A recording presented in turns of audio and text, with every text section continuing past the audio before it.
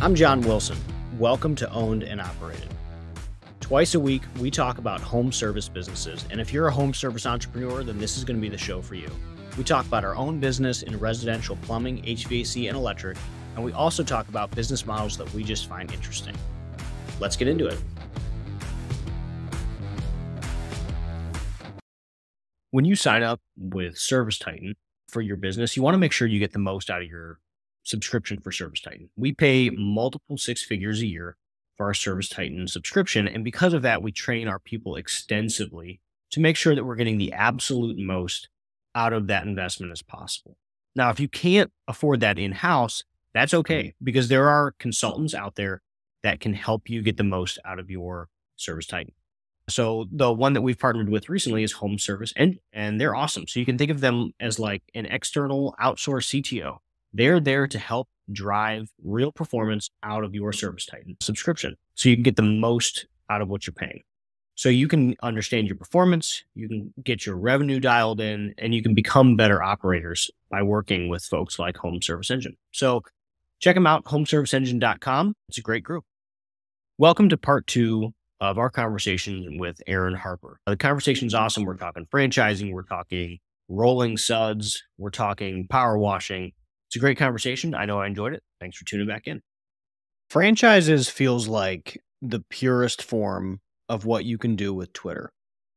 Like it really does. Like I remember I first started like tweeting 2 years ago, and there's no goal really. You just sort of do your thing. Like 6 months in, it was like, all right, what are we going to do with this? Really? What does this become? How do we make this a business so that way I feel less bad about investing my time on it? Yeah, that's right.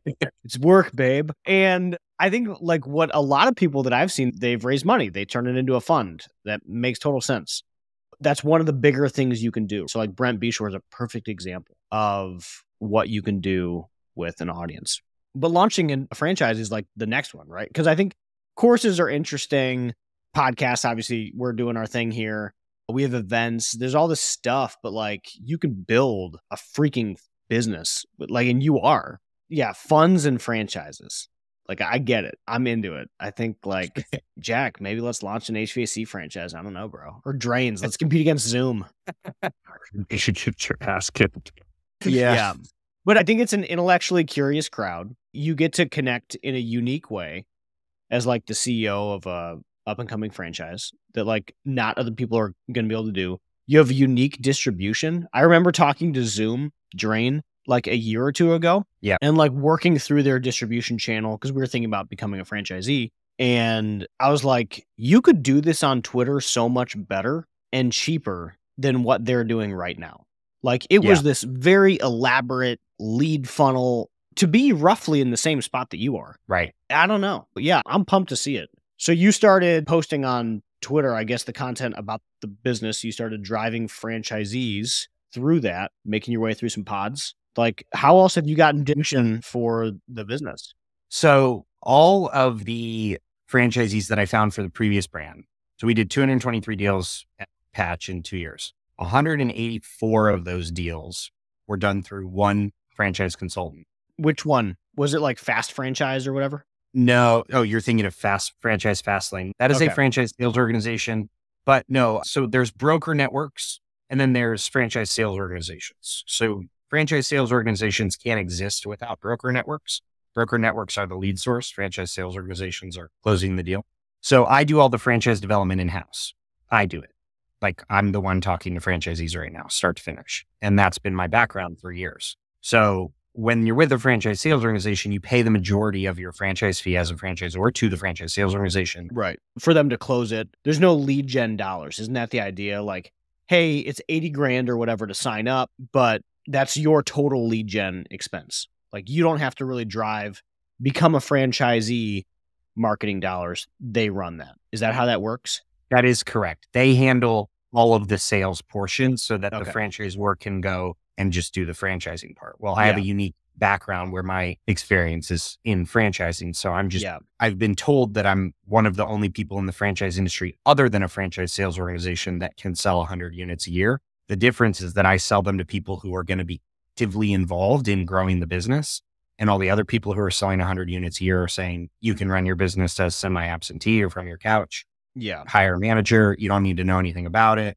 Like, it's just terrible. And so I'm super transparent, super like, I'm all about accountability. Like, this is what we do. This is what you do. Here are the challenges you're going to have, right? One of my consultants is part of FranServe. He's become a good friend and he's part of Twitter Space. That's how I got connected to it. So Brian Beers came and saw the operation and saw us do a 3,000 square foot house in 25 minutes, start to finish, and charged customer $500, and technicians got paid a $20 tip each, and they were off on their way. The next day, not telling me what he was going to do, and just wrote a tweet thread. And I didn't even know that was like the plan, but like we got a ton of traction within the Twitter space. It really just resonated with the small business Twitter space, because you see it. There's a lot of people who are like looking at taking out a personally guaranteed $2 million loan, and like they're going to buy an HVAC business they don't know anything about. Like, yeah, franchising is like having a moment for sure on Twitter. And I think it's exactly that reason. Like 2 years ago, when debt was 3%, 4% on an acquisition loan, nobody was thinking about startups, because why bother if it's a 4% note? But now, economic uncertainty, franchising is on a bunch of people's brains. So definitely, yeah, right moment. I think if you can find the right brand, and there's a few of us out there who are doing it the right way, like you've seen them, it's the brands you hear about on Twitter that are selling. And I think if you can find the right brand that cares about your success and actually has systems to support franchisees and the capital, because that's the thing a lot of franchisors don't have, is like capital, because we're not making any significant royalties for a period of time until we get franchisees open. So like you're burning that.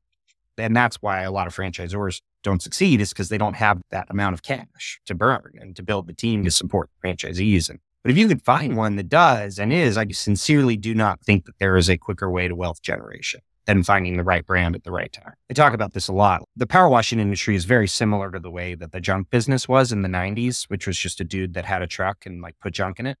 And then 1-800-GOT-JUNK came in and like had a wrapped vehicle and like answered the phone and showed up on time and like built $1 billion company. And now there are franchisees in 1-800-GOT-JUNK that are doing 80-90 million a year, because private equity saw that they could operate 6 markets.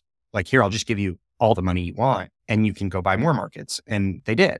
And so my hope is to do to the power washing industry what 1-800-GOT-JUNK to the junk business. And that's awesome. On the same question with the drywall, I know that, like I said, we do it every episode when we're going into models. From a standpoint of doing this on your own versus a standpoint of doing it with a franchise, what is the difficulty level? So starting a power washing business, just like knocking doors and buying a machine, like super easy. 1, 2 out of 10. Like you just go knock on doors and you do that. That's a residential power washing business. Starting a commercial power washing business, 7, 8 out of 10. Like you got to have some serious levels of sophistication and capital in order to do it the right way. Now, I always think that a good franchise makes that easier. I think we're probably somewhere in like the 3 to 5 range, depending on how big the person wants to go, right? Like the guy who wants to get to $1.5 million versus the guy that wants to get to 10 to 15 million. Like those are different difficulty levels, but I'm confident that we're bringing in the right people that can execute on the model that we've created. And we've been really selective. I mean, I've turned away 39 people at this point that wanted to be franchisees, had the capital, wanted to buy the business, weren't right. You know what I mean? So like, I do think that it's about bringing in the right people and setting up the right systems from the start. Who is the right person? Someone who wants to build a really big business, someone who has a higher risk tolerance, right? If you're buying into an emerging brand, I don't have 5 years of like, here's what 100 franchisees did, 100 units did over the last. So higher risk tolerance, almost like an unrealistic expectation that like they're going to build. They have to have the belief in themselves that they can execute and do the thing. Like a lot of the people I turned away, like I just felt like they were going to be able to buy a job. That's it. And like, I want to help people build assets, not jobs. But there's a certain type of person that can do that. And there's a certain type of person that can't. Also, like we're obsessed with the franchisee experience. We want our franchisees to be obsessed with the customer experience, and like offloading the customer experience to a GM that you don't pay properly and you keep your job full time. Like, that's not a good way to start a business. I don't, especially from scratch. So we've just been very selective. I've also done this. Like I've put over 500 units into 3 brands in 6 years. So like I've got a lot of just like gut reactions of knowing who's going to work and who's not. Yeah, that makes sense. As John says, you can see the light in their eyes when you talk about the position. Yeah. Are you ready to go power wash something? The other thing I'll say is like, we have them hire 2 technicians to start. Like we don't want them power washing. So we help them find 2 technicians prior to going to training. We turn leads on a month back from training. So they've got to be able to delegate immediately. So like if someone comes to me and they're like, Aaron, I like really want to do this with my son and like run the truck for a year and a half. Like this isn't the business. We're getting them to truck number 2 within 6 months. That's how the development schedule works. That's where the capital is going. So like it's a growth business. Everyone who's coming in has to be growth minded. Yeah. Do you have anybody over $1 million yet? No. So we started franchising. I guess I didn't really finalize the explanation at the beginning, but I finalized the transaction in January of this year. I acquired the franchise rights in January. We started franchising in February. Our first franchisee signed up at the end of March, and then our first training was June. So like our longest standing franchisee is finishing their 6th month right now. So we're very new. And that's another reason why I've turned a lot of people away is like buying an emerging brand's not in everyone's risk tolerance. Yeah. And I mean, on your end, like the OGs set the tone. Correct. So that's a two-way street where you need the biggest movers, same as anything else. Like if I was starting a new vertical, I would need the biggest, baddest movers I could put inside there to drive the bus. So that makes total sense. You need high performers out of the gate. Yep. So I'm into that. Has performance been strong so far? Yeah. So multiple franchisees have ordered their next truck already. Like the 3rd truck? No. So their 2nd truck. Okay. So we had 2 franchisees that launched in June, operating 5 territories. Yeah. August, we launched 3 franchisees operating 10 territories.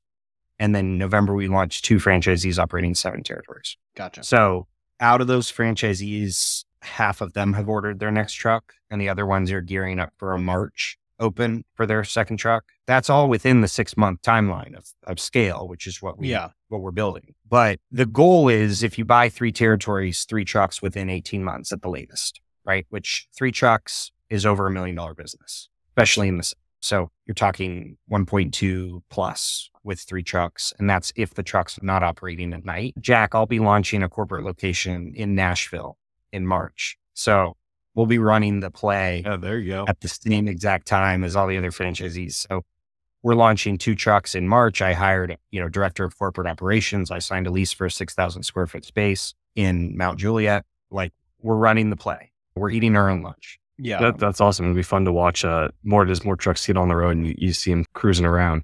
How many like corporate owned stores is reasonable? So fun fact, I've never done corporate owned stores on any of the other brands I've been involved in. Yeah. It's just not been part of the model. So it's a good question. We're going to run it in Nashville. We're going to do 3 territories. We're going to run the play just as franchisees do.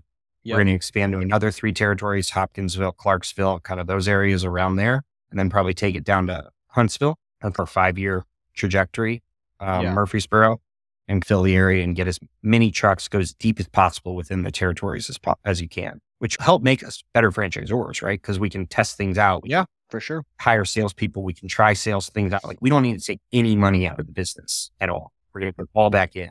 Grow.